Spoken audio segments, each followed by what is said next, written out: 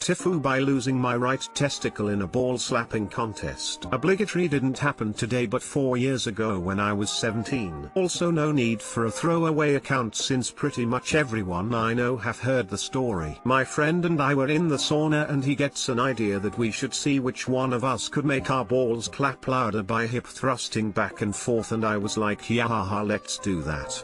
So there we were, two straight dudes standing in the sauna hip thrusting away and laughing at the sound our sacks made. My friend won the contest and we sat down. I started to feel a little uncomfortable, like someone was squeezing my right nut. It didn't hurt that much when I was sitting down, but once I got out of the sauna and went to take a shower, the pain level spiked suddenly. Vision went blurry and ears started ringing from the pain, and possibly dehydration from furiously hip thrusting in an 80 degrees Celsius sauna. I dragged myself to the kitchen and sat down. My friend brought me a glass of water and I chugged it down in one go. I told him that my testicle hurts like never before and asked if he had any painkillers. He asked me if I preferred paracetamol or ibuprofen. I said I'll have both. I chewed the pills and swallowed them without water or anything. Usually I require generous amounts of water, but this time it was an emergency. I lay down on his bed for a while, and when the pain was at a tolerable level I told him that I'm going to head home. I had ridden my moped there, so I had to ride it home as well. It was winter and the roads were bumpy. Each bump felt like someone punched me in the cheesecake, but I managed to get home. Once I got home I walked straight to my room and went to sleep. Usually I stay up late, so my mom came to see me and asked why I went to sleep so early. She was worried that I had been drinking or taken drugs, so I just told her that I almost fainted and want to sleep now. In the morning when I woke up the pain had eased, but my testicle was oddly shaped and still a bit sore, so I rode my moped to school and went to the school nurse straight away. She examined my ball and wrote me a referral to a hospital. When I got home from school I showed the referral to my dad and he drove me to the hospital. There they took a urine sample and an ultrasound. We waited for the results and an hour later a surgeon comes almost running to me and told me that I had a testicular torsion and that we would be going to the operating room immediately. A nurse handed me hospital clothes and my dad took all my personal belongings. I changed my clothes and lied down on the hospital bed and they rushed me through the hospital to the operating room. I was put to sleep, and when I woke up in the recovery ward I immediately sat up.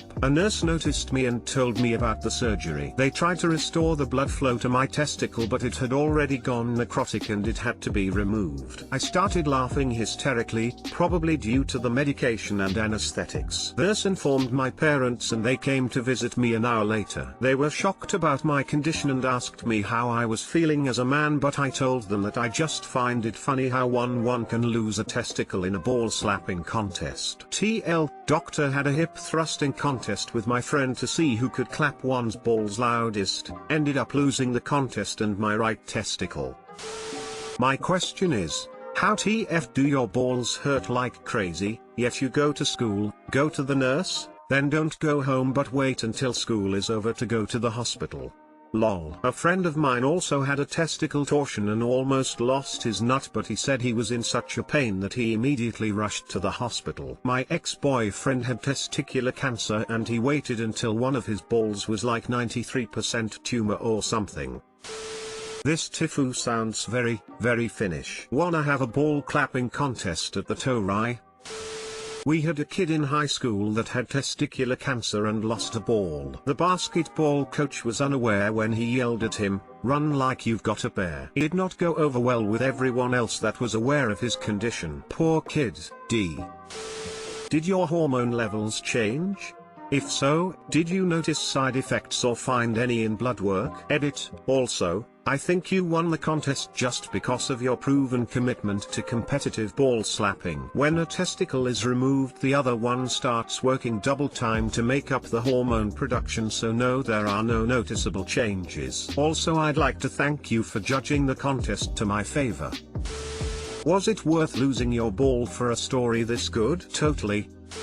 TIFU by ruining a vegetarian's love of gummy candy. I like to have some gummy bears at my desk in the morning, because every day is a good day when you start it with gummy bears. I always offer some to anyone who happens to pass through my office. One person in our office is a vegetarian, I am aware of this. They passed by as another person and I were enjoying gummy bears. I quickly began to offer them one, and then halfway through my offer I was like, oh sorry, right.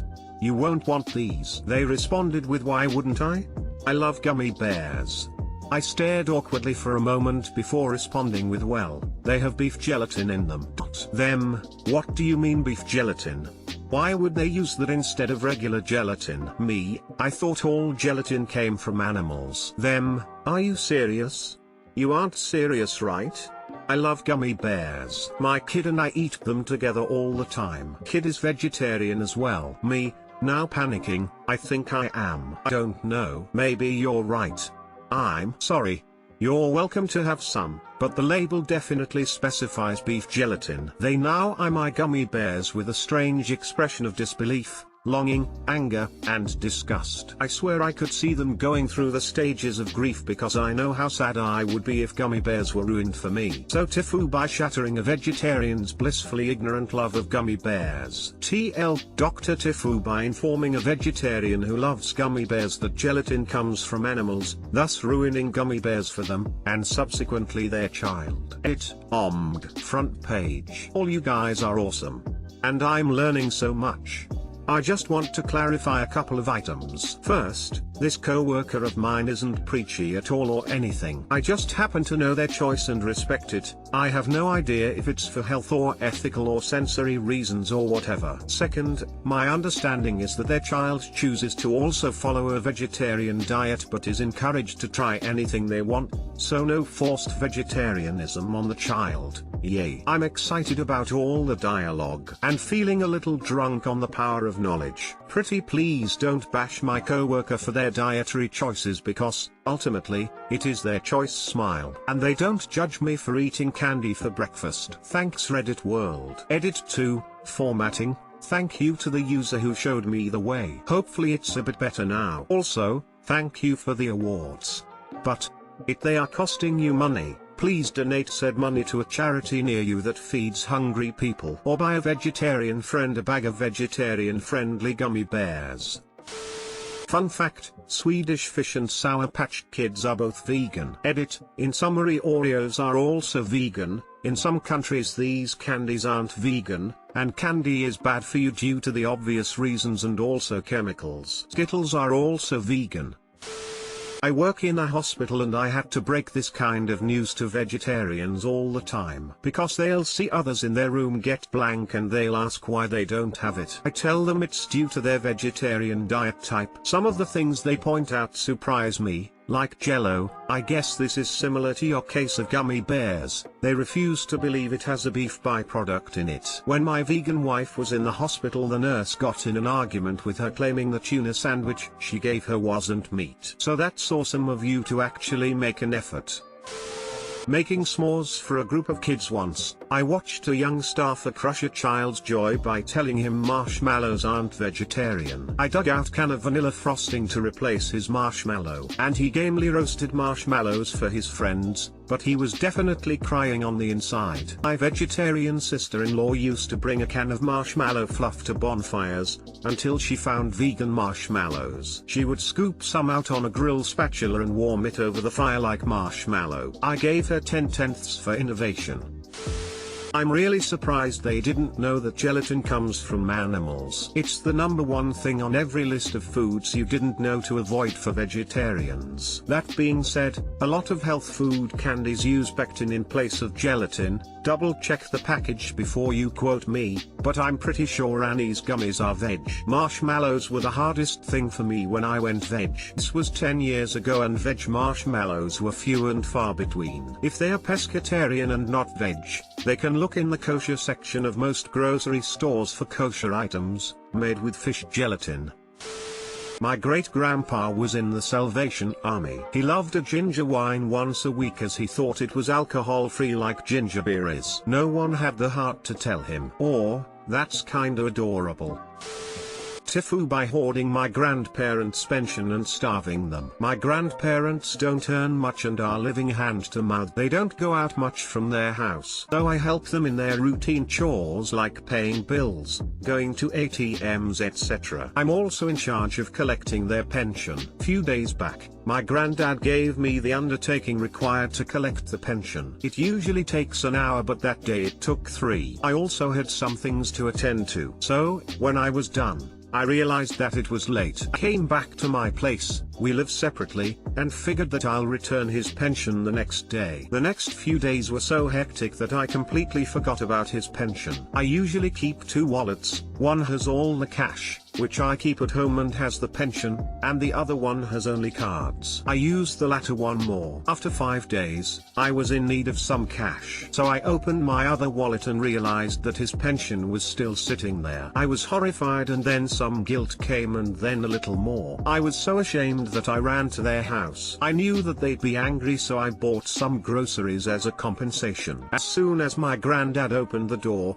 I started apologizing. He kept smiling during my apology and forgave me as soon as I was done. I handed over the pension and went to keep the groceries in the fridge. Well, my guilt was gone and I was again my normal miserable self. I opened the fridge to put the groceries in, and it was literally empty except a few ice trays. There was nothing. My guilt came running back to me. I walked in the kitchen and there was just a half-cut loaf of bread. I knew I was the cause of this. I asked them about it and they told me how they knew I was busy and thought that I'd turn up when I have the time. They didn't even try calling me because of the same reason. I had never been more ashamed in my life. My one mistake pushed them towards starvation. They already had a really hard life. They had been abandoned by their children, who took all their money. First their children stopped caring, then somewhere down the line, they did too. And I guess that's why they've stopped asking for anything from anyone. It's really hard to watch, and still, they keep smiling with their saddened eyes. I guess when you get old, you stop expecting from life anymore. TL, doctor,